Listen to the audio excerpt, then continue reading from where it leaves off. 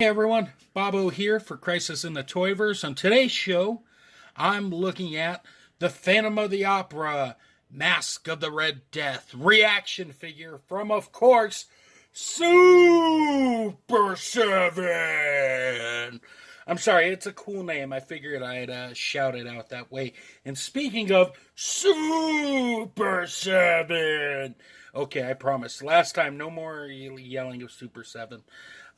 Speaking of them, they were kind enough to send over to Comic Crusaders Way some reaction figures. So I've played around with them a few days, and up first here, of course, is that silent film that everybody loves, Phantom of the Opera.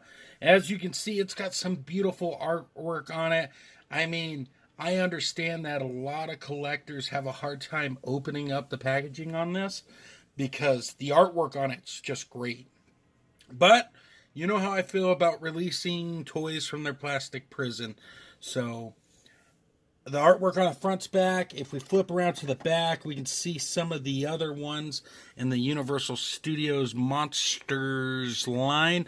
The Mummy, the Wolfman, the Mena Luna Mutant, the Creature from the Black Lagoon, the Mole People, and of course Phantom of the Opera over there. Of course, you have all that legal fun stuff down there. And of course, from Super 7. Very excited to talk about this with you guys. So what I went ahead and did is I cut a slit here at the bottom to release it from its plastic prison. So let me get him pulled out again, and we'll talk about him just a little bit more in depth, okay? All right, gang, he is unboxed and ready to talk about. We've shrunken down our set here, or at least zoomed in the camera to make everything work a little better, to dive into my first experience with the Super 7 reaction line. Now, as for the Masque of the Red Death, I think he looks tremendous.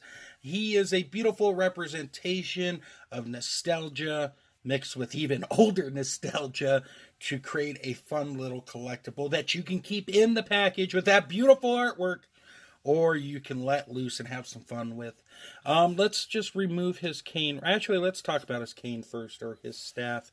This has got a lot of nice detail on it. If I bring the camera in and zoom in, you got the imprint of a skull there. You got some silver and black intertwined throughout. And the camera's not picking that part up. And the best part is that he holds it quite well. No issues in that regard, and I think that's always an important feature that a lot of times gets overlooked in the action figure community. It is a thinner plastic, so be careful with it, but also it's not going to break just by holding it or anything, which is nice.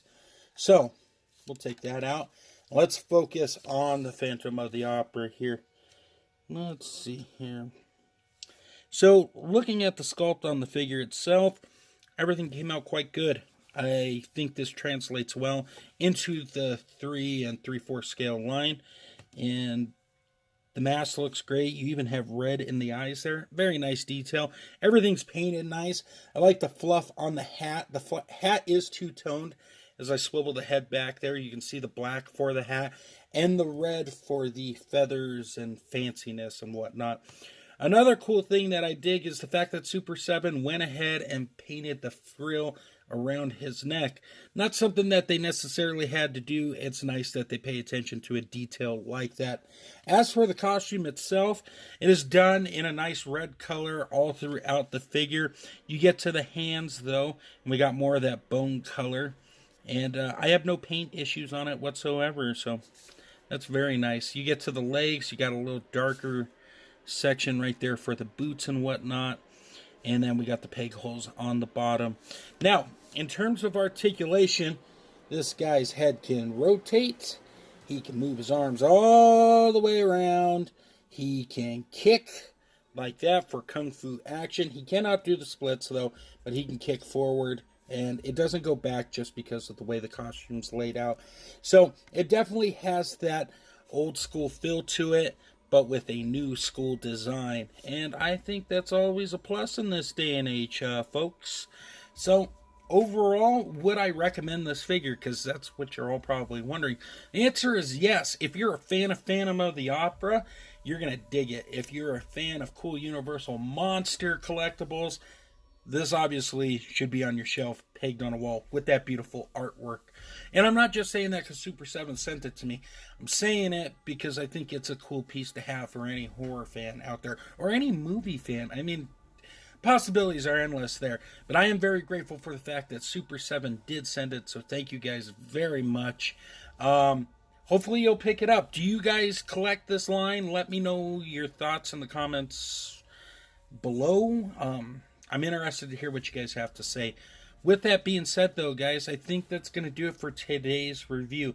As always, I want to thank you very much for stopping by and seeing what's going on with this channel. I always appreciate it. I know your time's precious and you guys got lives beyond toys, but the fact that you stopped by here to see what I'm doing means the world to me, so thank you. I do have people who help make this show possible. Their logos are floating around on the screen right now, so go check those out if you get some free time. It's not going to cost you anything to just click and look. And lastly, I have a slideshow at the end. I hope everyone's doing great. Take care, and until next time, great googly moogly.